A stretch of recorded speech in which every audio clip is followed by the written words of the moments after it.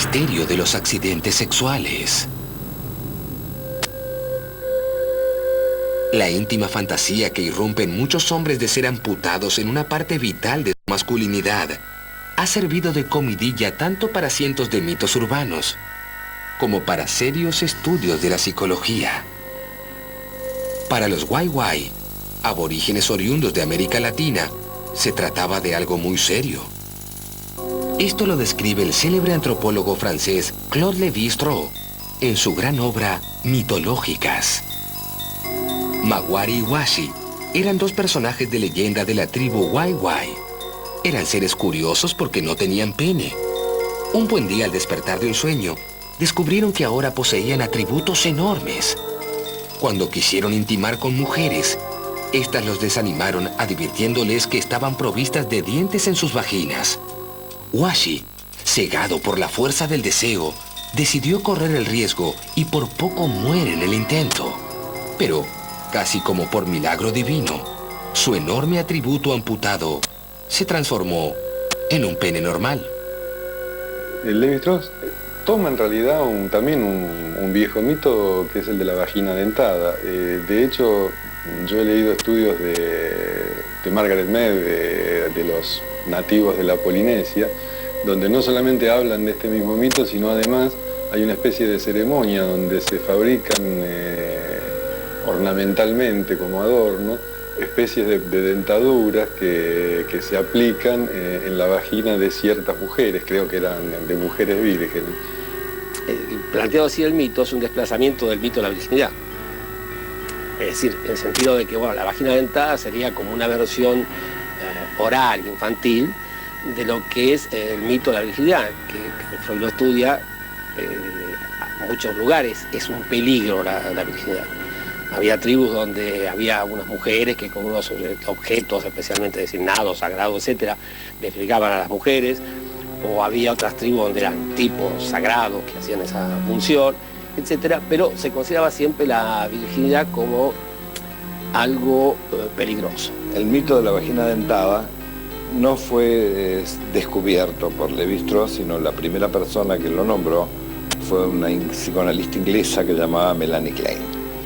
Melanie Klein describe entre los terrores y mitos que pueden pasar alrededor de la sexualidad ese mito de la vagina dentada, que es algunas personas por su fobia, por su miedo, piensan que penetrar en el interior de la vagina les va a cortar, arrancar, romper el pene con los dientes que están ocultos en el interior de la vagina.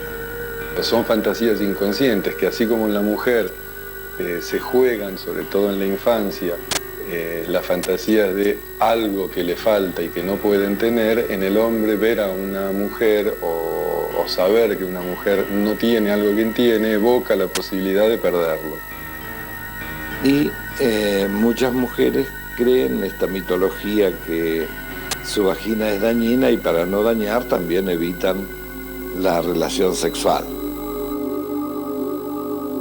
Es muy curioso. Dejo a resguardo las grandes diferencias históricas y culturales, pero creo que el episodio del empresario y otros relatos me indican que los temores y preocupaciones que pudieran tener los nativos sobre una vagina dentada no son privativos de ellos, y que en las grandes urbes de la civilización occidental, los hombres también expresan de modo indirecto esos temores primitivos a sufrir en sus partes más preciadas.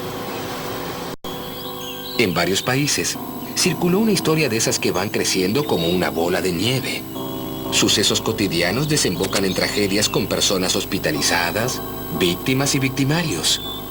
Esta historia me llegó a través de mi mamá, que a su vez ella la había escuchado cuando ella era jovencita. Se la había contado su papá. Y bueno, es una historia, creo que una de las más graciosas que hay dando vueltas como mito urbano de acá, de Buenos Aires. Un matrimonio hacía mucho que venía discutían hacía semanas porque, bueno, había una gotera, la mujer le pedía al marido que la arreglara de una vez y el marido no lo hacía. Entonces, bueno, un día finalmente, después de una gran discusión que habían tenido por la mañana, la mujer se va a trabajar y el marido se decide a tratar de arreglar el causante de tantas discusiones. Más no quiere hacerlo él, ¿sí? Él decide que va a contratar a alguien para que le resuelva este problema. Pero la mujer de esto no sabe. Bueno, el marido llama a un fontanero. Cuando llega el plomero, le muestra cuál es el inconveniente y le dice que él va a venir en 2 horas, que quedaba solo en la casa. Entonces el fontanero, cuando se pone a arreglarlo, como era un día de mucho calor y sabiéndose solo en la casa, decide desvestirse o quedarse en ropa interior para poder trabajar más cómodo. Llega la señora a su casa y, creyendo que era su marido el que estaba arreglando el lavabo, se le acerca y lo empieza a acariciar. A modo de mimo, le hace una caricia en la entrepierna, creyendo lógicamente que era su marido. Y el fontanero, que no esperaba a nadie y mucho menos que lo tocaran de esa manera, pega un salto, se sobresalta, se golpea la cabeza contra la bacha de la cocina, contra el lavabo de la cocina y cae inconsciente. La mujer, angustiada y avergonzada, llama a una ambulancia para socorrerlo. Cuando los médicos llegan a la casa, se enteran de lo ocurrido y, muertos de risa, dejan caer por las escaleras la camilla donde se encontraba recostado el plomero, provocándole la muerte. ¿Ha sucedido? No puedo corroborarlo empíricamente. Otra vez se presentan voces que nos informan de hechos macabros.